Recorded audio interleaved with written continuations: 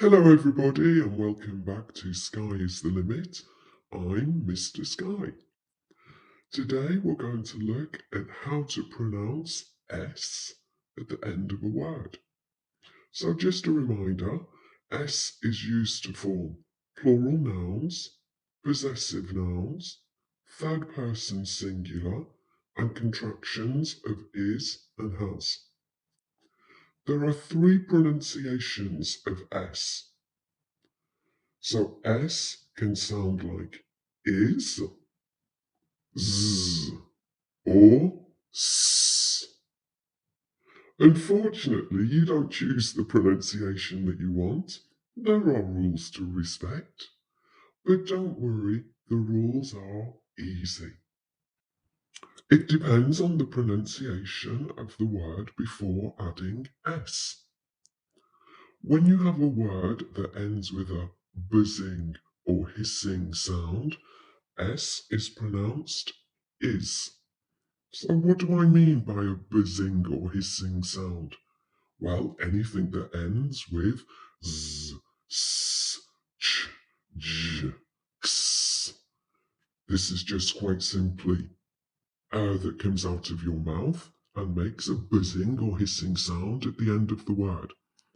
So, for example, if we have a word like refuse, it's very difficult to just simply add the sound s or z.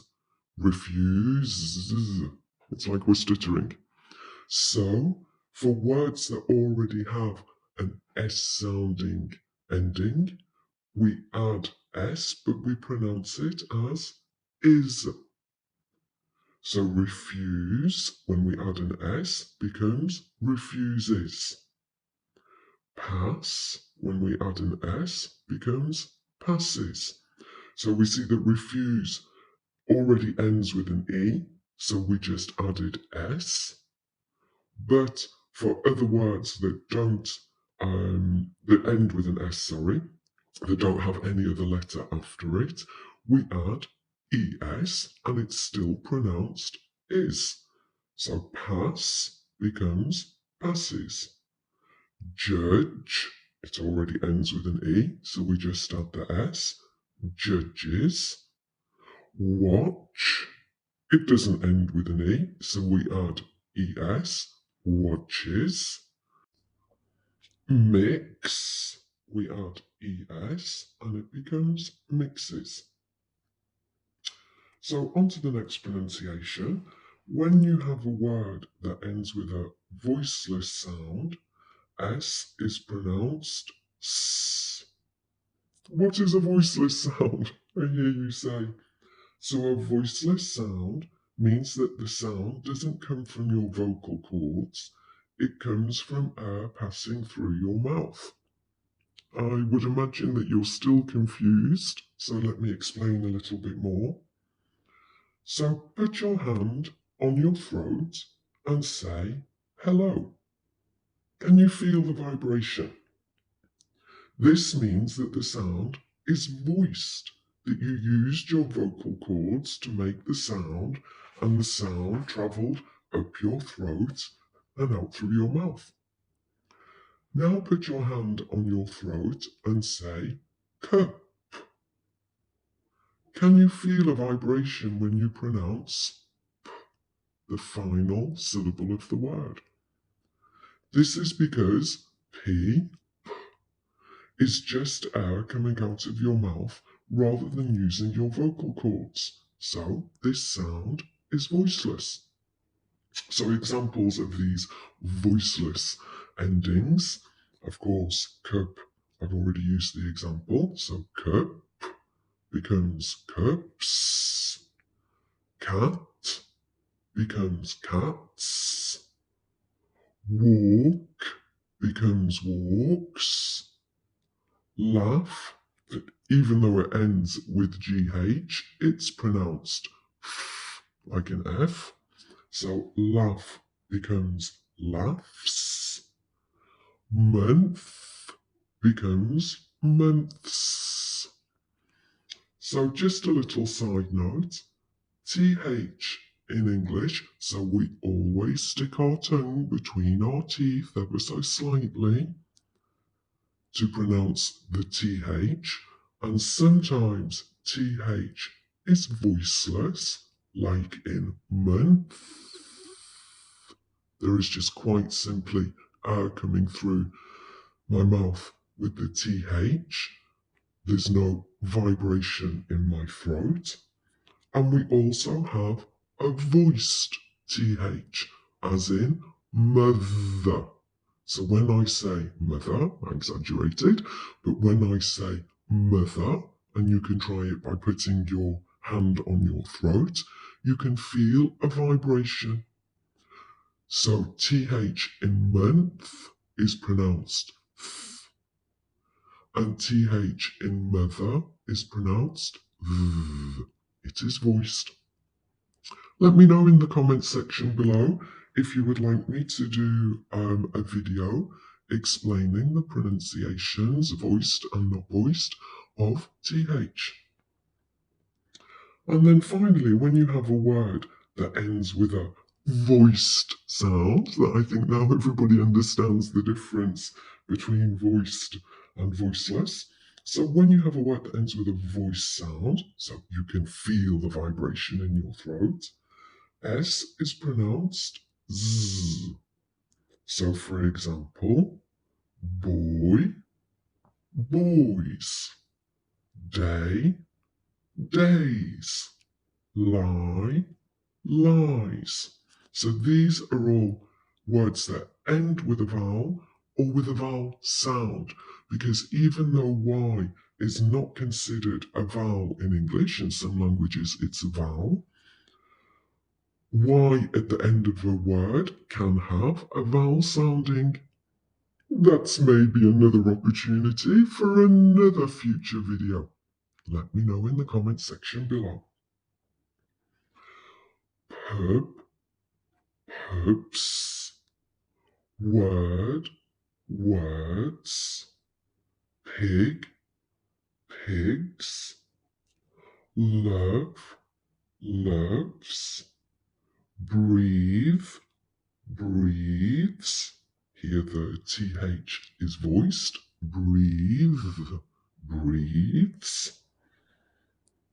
Room, rooms. Turn, turns. Ring, rings. Wall, walls. Car, cars.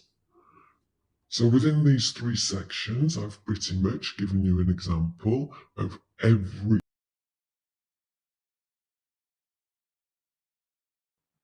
So as I said at the beginning of the video, S is added to the end of a word to form a plural noun, a possessive noun, third person singular, conjugated verb, and the contraction of is or has.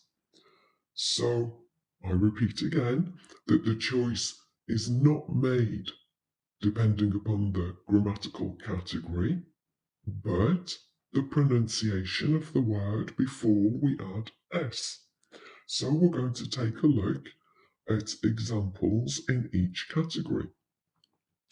So first of all, with the pronunciation is a plural noun, one horse, two horses.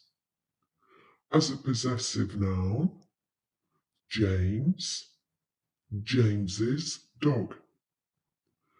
Third person singular, I teach, she teaches, and there is no is pronunciation of the contracted form of is or has.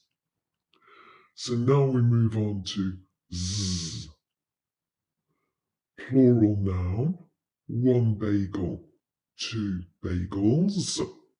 And I've made a video, a real life conversation about bagels and lox. So go and watch the video if you want to find out more information about bagels and lox. Possessive noun, Mr. Sky, Mr. Sky's bone. That's very important to me. I love my bones. Third person singular, I dream, he dreams. Contraction of is or has, she is becomes she's. She has becomes she's. So as we can see that she ends with a vowel, so the pronunciation is z. Now we move on to s. So plural noun, one map, two maps. Possessive noun, Judith. Yes, because we even have names that finish with th in English. We love the th. So Judith's bag. Third person singular, I like, he likes. And the contraction of is or has, it is or it has, it's. So in these examples, I told you that it's not the grammatical category that decides the pronunciation. It's the pronunciation of the word before we add the S. But in some cases, the pronunciation can be related to the grammar. But this is not adding an S to the word. This refers to words that contain an S, and the pronunciation of S can change according to the grammar. So let me give you some examples. So when we have the adjective close, it's pronounced s. But in the verb to close, it's pronounced z. Next we have the noun use, but the verb use. We have the noun house and the verb to house. The noun advice and the verb advise. The noun excuse and the verb excuse. So let's look at a few examples so you can understand how this works in a sentence. You can have my ball. It's no use to me. I never use it. So of course this sentence is just to give you an example, because this sentence is ridiculous. You cannot have my ball. Just like my bone, it belongs to me. The shop's very close to home, and it doesn't close early. This big house houses a big family. I'm going to advise her what I'm sorry, I'm going to start again. I'm going to advise her what to do, but she never takes my advice. Excuse me, there's no excuse for being rude. So I hope with these examples that you can see the slightly different pronunciation of S depending on whether it is an adjective, a noun, or a verb. And just for fun, let's finish with a little tongue twister.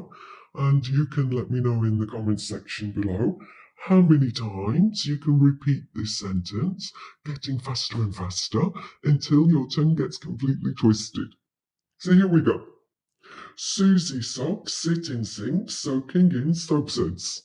I didn't get my tongue twisted, but I only did it once. So that's it for today, everybody. Thank you so much for coming. I hope that you understand everything that we discussed in this lesson. If you have any questions or comments, don't hesitate to let me know in the comment section. So I look forward to